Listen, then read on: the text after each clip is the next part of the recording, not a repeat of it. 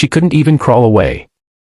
As the pieces of her wheelchair clattered to the cafeteria floor and laughter echoed all around her, Emma just sat there.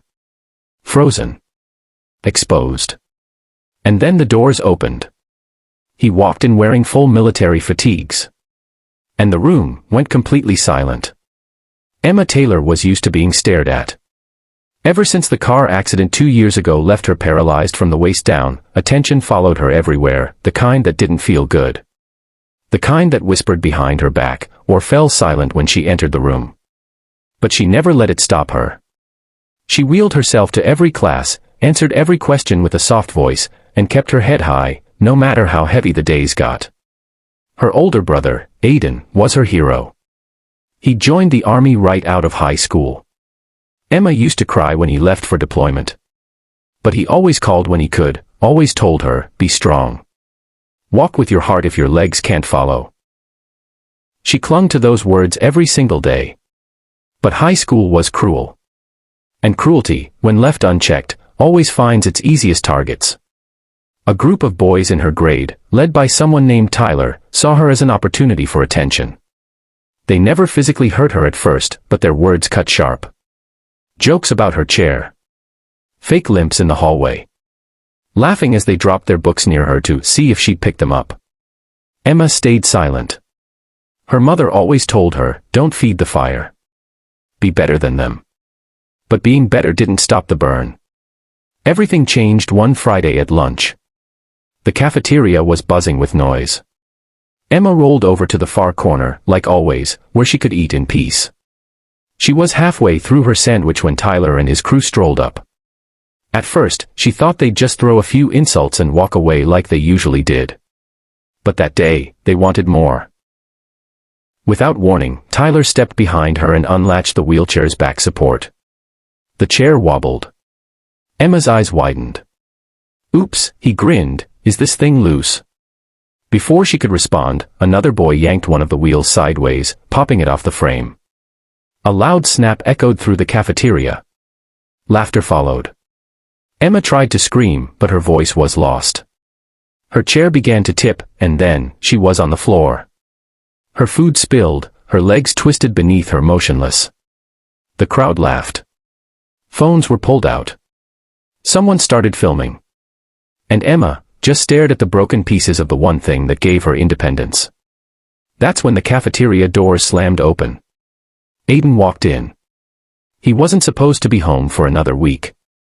But he'd taken emergency leave, he wanted to surprise Emma for her birthday. What he saw instead stopped him cold. His little sister on the floor. Her chair destroyed. 3 boys laughing. A phone recording. He didn't shout. He didn't run. He marched. The boots echoed across the cafeteria like thunder. Students turned. Mouths dropped. Tyler's grin faded as Aiden stopped in front of him. You think that's funny? Aiden said, voice low and calm, the kind of calm that scares you more than yelling ever could. Aye, Tyler stammered. Aiden didn't wait. He turned to Emma, lifted her gently off the floor, and sat her on one of the nearby benches. Then he picked up every piece of the broken wheelchair, calmly, methodically, and stacked them beside her. Then he faced the boys. I fought in a desert for this country. I've seen things you couldn't imagine. And the one thing I've never tolerated, not once, is cowardice. He pointed at the phone. Delete it. Now. The boy with the phone trembled and did as he was told. The principal arrived moments later, pulled by the flood of calls and noise. But there was no explaining away what had happened. Half the cafeteria had seen it. Several students stepped up, outraged, and told the truth. Even the ones who usually stayed silent couldn't this time. The video didn't go online. But word spread anyway. Tyler and his friends were suspended. One of them was expelled. The school district launched an internal investigation into bullying, and disability sensitivity training was implemented. New cameras were installed in the cafeteria. But more than that, students started speaking up for each other. Things began to change. As for Emma, her brother had a new wheelchair delivered the very next morning, military grade, custom built, light as air but strong as steel. On the side, engraved in bold letters, were the words, "She walks with her heart." When Emma returned to school on Monday, she didn't go unnoticed anymore. But not out of pity, out of respect. People greeted her. Some apologized. A few, inspired by what she'd endured, asked how they could help others like her. She started a peer support group for students with disabilities. She was invited to speak at a school board meeting. And by the time graduation came, she wasn't just the girl in the wheelchair. She was the girl who stood for herself, and for everyone who couldn't. That Monday, as Emma rolled into school in her new wheelchair, strong, sleek, engraved with her brother's words, something felt different. The hallways didn't feel cold. The eyes that met hers didn't look away. They held something else. Respect. For the first time, Emma didn't try to disappear into corners or keep her eyes on the floor. She looked up. She smiled at people. And many of them smiled back. Even those who never spoke to her before now nodded, some even walked alongside her. The silence she used to live in had finally been broken, not by shouting, but by a storm that demanded to be heard. In the days that followed, Emma met with the principal and the guidance counselor. Not just about the incident, but about what to do next. She didn't want revenge. She wanted something better. Other students with disabilities don't speak up, she said during the meeting. Because they're afraid no one will listen.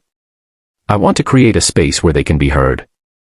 With the school's support, Emma launched a group called Stand, Students Together Against Neglect and Disrespect. It started small, just her, a girl with a hearing aid, and a boy who used a cane. But within 2 weeks, the room was full. Not just disabled students, but allies. Friends. Teachers. Even parents showed up. Emma didn't just tell her story. She listened to theirs. One girl talked about hiding her stutter for years, terrified to speak in front of the class. A boy with anxiety confessed he'd been skipping lunch just to avoid crowded spaces.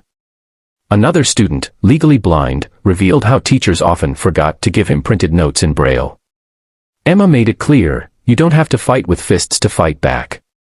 Sometimes, standing up just means not sitting in silence anymore.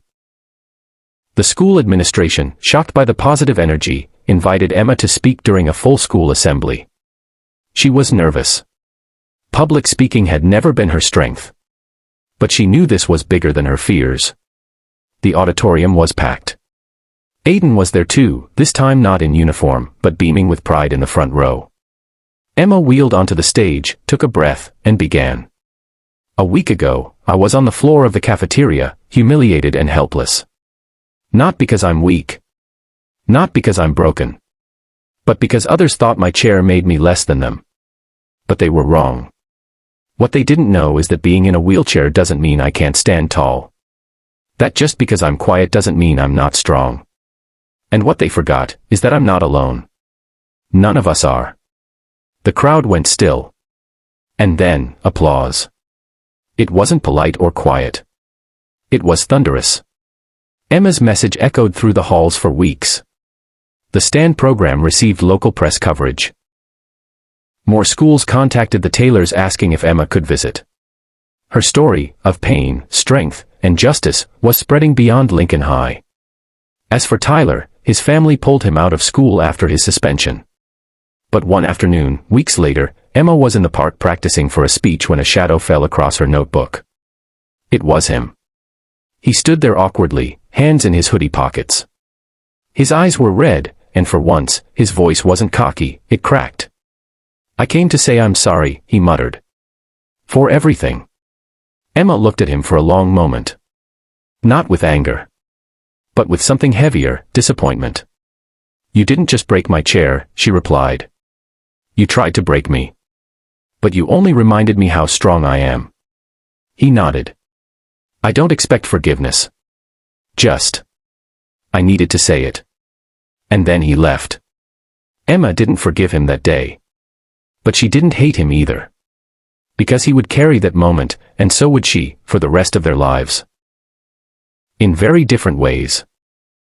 Months later, Aiden helped fund a district-wide version of Stand, turning Emma's small support group into a full-scale outreach program across 5 schools. Emma was nominated for a state-level student leadership award. She even got a letter from a congresswoman who had heard her story and praised her courage. But Emma didn't care about awards. She cared that now, when a student in a wheelchair rolled down the hall, people moved for them, spoke to them, saw them. She cared that students with invisible struggles now had a place to speak. She cared that silence had become strength. Emma wheels herself down the hallway, past lockers filled with students. Her head is high. Her shirt reads, "My strength isn't measured in steps, it's measured in how I rise." She stops at the entrance of her stand club room. Opens the door. And smiles. Inside, students are waiting. Talking. Laughing. Waiting for her. They tried to break her, but they built a leader instead. You don't need legs to stand tall, just the heart to rise when the world pushes you down. Inspired by true stories of resilience and sibling love,